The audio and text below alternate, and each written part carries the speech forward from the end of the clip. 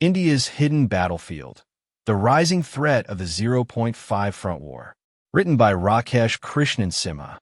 While India prepares for external challenges, internal enemies, ranging from radical elements to cyber saboteurs, pose a silent but serious threat to national security during wartime.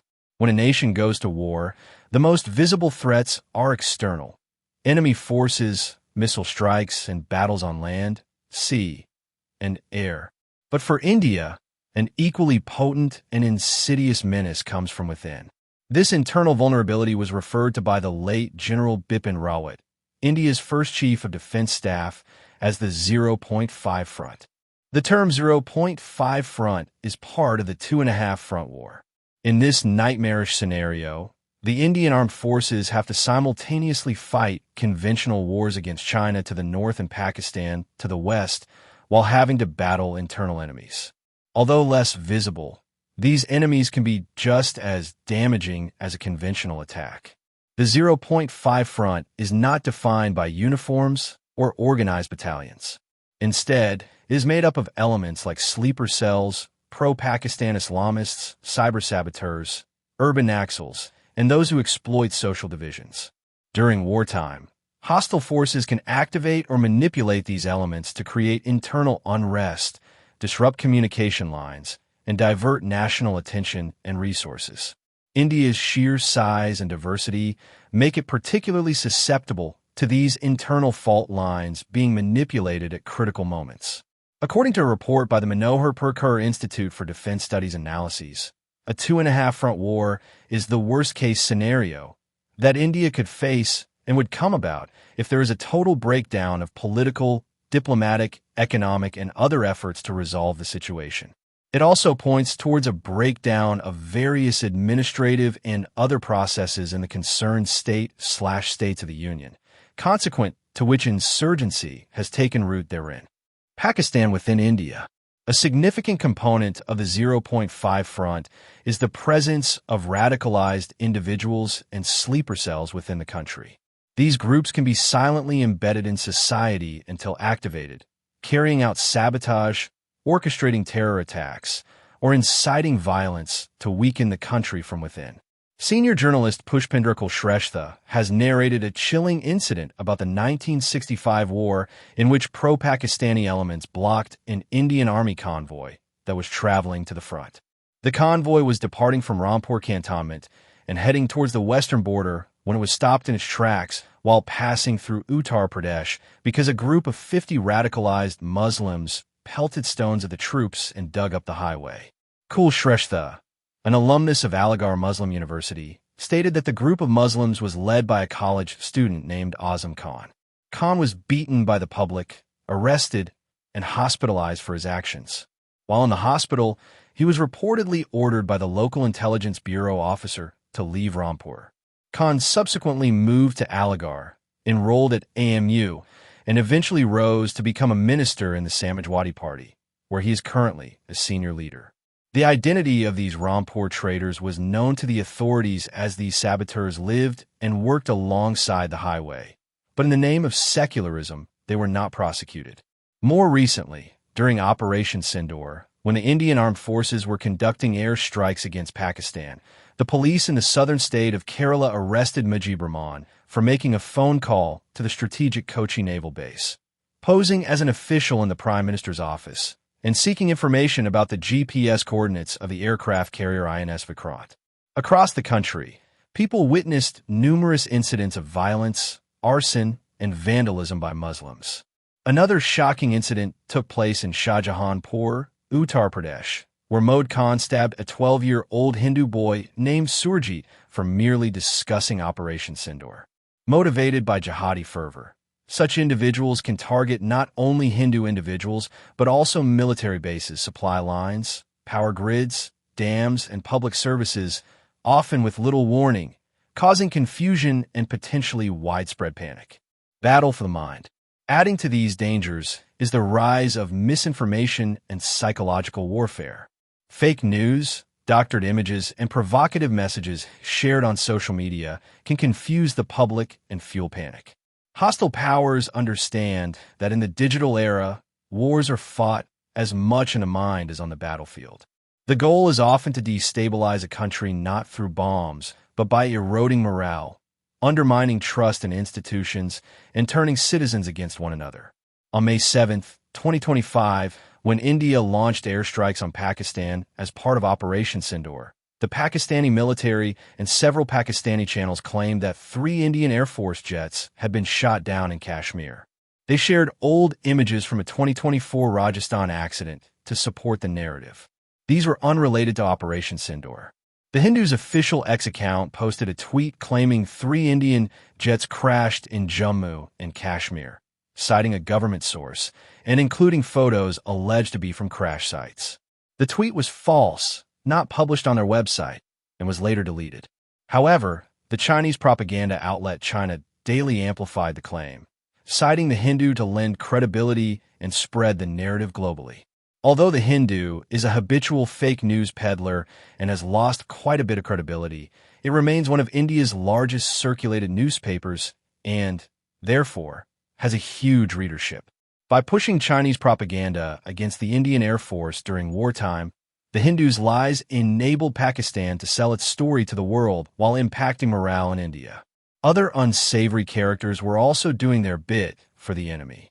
For instance, in a bid to embarrass the government, senior lawyer and activist Prashant Bhushan, known for his trenchant Hindu phobia, posted on X that India lost multiple fighter jets, including the latest Rafales, to Pakistan's Chinese-made fighters.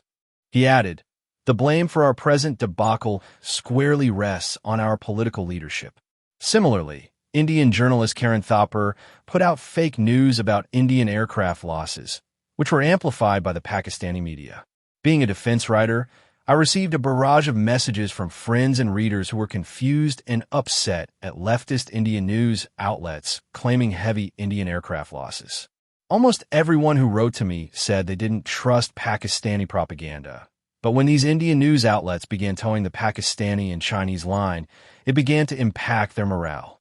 What the Hindu and Thapar are doing is not journalism, but treason. Individuals, such as Bhushan and Thapar, though not always directly violent, can erode public trust in the government and military, especially during national emergencies. In times of conflict, this internal dissent can take on a much more dangerous tone, creating divisions when unity is most needed. By spreading misinformation, India's adversaries can ignite riots or violent protests, further straining security forces. These internal disturbances don't just harm social cohesion. They stretch the military and police thin, forcing them to handle domestic crises instead of focusing entirely on external defense.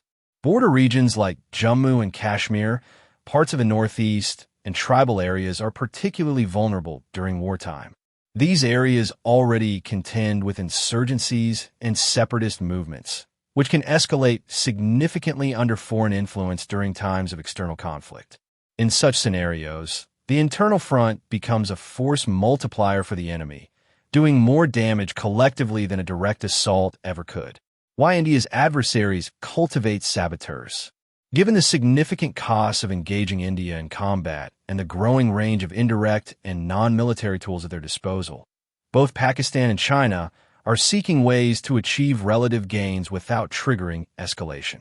From fake news and online troll farms to terrorist financing and paramilitary provocations, these approaches often lie in the contested arena somewhere between routine statecraft and open warfare, the gray zone. According to the Center for Strategic and International Studies, the gray zone phenomenon is also called hybrid threats, sharp power, political warfare, malign influence, irregular warfare, and modern deterrence. Although it reflects an age-old approach, it is newly broad in its application. Today, the toolkit for coercion below the level of direct warfare includes information operations, political coercion, economic coercion, cyber operations, proxy support, and provocation by state-controlled forces. Peter Layton of the Lowy Institute writes that gray zone actions don't just happen. China, for example, has implemented a well-orchestrated campaign approved and controlled by the highest levels of the Chinese Communist Party and the People's Liberation Army. Gray zone actions are not those of tactical commanders freelancing. They are purposefully constructed to sidestep military escalation, crafted as a form of carefully scripted brinkmanship. Leighton identified China as the largest country undertaking gray zone actions, whether in the South China Sea, the East China Sea, or on its border with India. China has employed innovative and imaginative gray zone tactics in its quest for persistent strategic advantage over others, he writes. Pakistan has learned well from its master. Pakistani author and columnist F.S. Ijazuddin writes in his book From Ahead, Through Ahead to Ahead, the secret channel between the U.S. and China through Pakistan, that in the early 1960s, Chinese Premier Zhou Enlai had traveled to Pakistan and suggested to President Ayub Khan that Islamabad should prepare for a prolonged conflict with India instead of short-term wars, and raise a militia force to act behind Indian lines. Heeding China's advice, the Pakistanis went on to create terrorist groups like the Lashkar to wage an undeclared war against India, countering the 0.5 front. The dangers posed by the 0.5 front are not just theoretical. They can have very real consequences, weakening national resolve through internal division. In a worst-case scenario, internal chaos could delay or undermine India's ability to respond effectively to external attacks. Modern India has two choices. It can stumble and plotter towards chaos, with numerous enemies such as communists, Maoists, radical Islamists, fundamentalist Christians, seculars, liberals, and urban naxals working tirelessly to pull it down. Or it can systematically identify, isolate, and cut down its internal adversaries. First up, India must take a comprehensive and proactive approach. Intelligence sharing between the military, police, and intelligence agencies must be seamless and swift. Cyber defenses need constant strengthening and public awareness programs that help citizens recognize and reject misinformation. Engaging with marginalized communities and addressing their concerns can reduce the risk of radicalization. At the same time, legislation must be used judiciously to target genuine threats without stifling civil liberties. The media also has a crucial role to play in maintaining responsibility during times of national stress. India will also need to implement legal and administrative reforms to combat this asymmetrical warfare. Many laws are currently vague, allowing the judiciary ample opportunities to dismiss cases, lessen the gravity of crimes, and award Mickey Mouse sentences to anarchists, vandals, and rioters. There should be mandatory sentencing laws so that judges don't have the discretion to lower sentences given to traitorous individuals and other criminals. India's Supreme Court is notorious for opening its doors at midnight to hear the bail pleas of hardened criminals and terrorists. During Operation Sindoor, when the government blocked the YouTube channel 4 p.m. News for peddling fake news, the Supreme Court ordered its unlocking within hours. A habitual offender was thus able to duck the ban and continue its anti-India tirade on YouTube. Clearly, India needs to curb judicial overreach because, in way too many cases, the higher judiciary is undoing the work of the police by going soft on those who wage war against the nation. It is time for India to end the soft approach. The political leadership must accept that the country's self-interest and security are above all else. Eliminating internal enemies should be a primary task. This will involve tracking down suspected treasonable individuals and groups and infiltrating and manipulating them. This strategy is essential against the urban naxals who have grown deep roots in India's colleges and universities and are poisoning young minds against the nation and its values. Indian journalists in the pay of foreign intelligence agencies can be easily ferreted out using technology and human intelligence. More dangerous individuals, such as terrorists and those who encouraged, trained, and supported them in any way, should be eliminated by all necessary means. There is nothing outrageous about this. Nations do this routinely. How else do you think Osama bin Laden was eliminated? It is known as permissible self-defense targeting. Conclusion. An American author once wrote, "A nation can survive its fools and even the ambitious, but it cannot survive treason from within.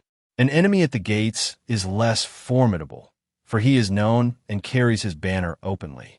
But the traitor moves amongst those within the gate freely, his sly whispers rustling through all the alleys, heard in the very halls of government itself.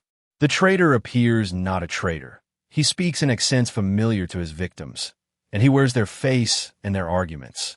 He appeals to the baseness that lies deep in the hearts of all men. He rots the soul of a nation. He works secretly and unknown in the night to undermine the pillars of the city. He infects the body politic so that it can no longer resist. A murderer is less to fear. India's history is replete with instances of our own people opening the doors of the citadel for the enemy and transforming an imminent victory into a disastrous defeat. From the very first Islamic invasion of India in 711 CE to the British colonization of India, nearly all the major setbacks suffered by Indians were due to internal disunity and betrayal. The harsh truth is that Indians must be lucky every time, while the enemy has to be lucky only once. Ultimately, General Rawat's warning about the 0.5 front is a wake-up call. Modern warfare is no longer just about guns and tanks. It's about minds, networks, ideologies, and the strength of the social fabric. India's ability to emerge victorious in a future conflict will depend not just on the courage of its soldiers, but on the resilience and unity of its people. This is a proxy war, and proxy war is a dirty war. It is played in a dirty way, said General Rawat. The rules of engagement are there when the adversary comes face to face and fights with you. It is a dirty war. That is where innovation comes in. You fight a dirty war with innovations.